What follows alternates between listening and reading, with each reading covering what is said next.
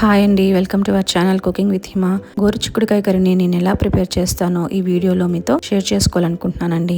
గోరుచిక్కుడిని పీచు లేకుండా చక్కగా ఒలుచుకొని శుభ్రంగా కడిగి పక్కన పెట్టేసుకోండి. ఆ తర్వాత స్టవ్ వెలిగించి కడాయి పెట్టి గోరుచిక్కుడుకాయలను వేసి పచ్చి వాసన పోయి లేత ఆకుపచ్చ రంగు వచ్చేదాకా వేపుకొని పక్కన పెట్టేసుకోండి. ఇప్పుడు వెలుగుతున్న స్టవ్ మీద కుక్కర్ పెట్టి ఆయిల్ వేసి చిన్న సైజు ఉల్లిపాయను సన్నటి ముక్కలుగా కట్ చేసుకుని ఆయిల్లో వేపుకోండి.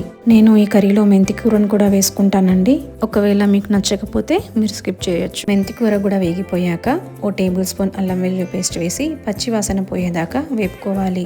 ఆ తర్వాత మీడియం సైజ్ టమాటాను చిన్న ముక్కలుగా కట్ చేసి వేపుకొని అవి కూడా మగ్గిపోయాక వేయించి పెట్టుకున్న గోరుచిక్కుడును వేసి చిటికెడు పసుపు, మీ రుచికి సరిపడు ఉప్పు, ఓ టేబుల్ స్పూన్ ధనియా పౌడర్, మీ రుచికి సరిపడా కారం కూడా వేసి ఓ గుప్పెడు కొత్తిమీరను కోర్స్ గా బ్లెండ్ చేసి వేసుకోండి. ఇది కూడా పూర్తిగా ఆప్షనల్ అండి. ఇప్పుడు కొద్దిగా వాటర్ యాడ్ చేసి కర్రీనంతా చక్కగా కలిపేసి కుక్కర్ మూత పెట్టి 3 విజిల్స్ వచ్చేదాకా కర్రీని ఉడకనివ్వండి. పూర్తిగా ఆవిరిపోయిన తర్వాత మాత్రమే కుక్కర్ మూత తీసి కర్రీనంతా ఓసారి చక్కగా కలుపుకొని సర్వింగ్ బౌల్లో వేసి సర్వ్ చేసుకోండి.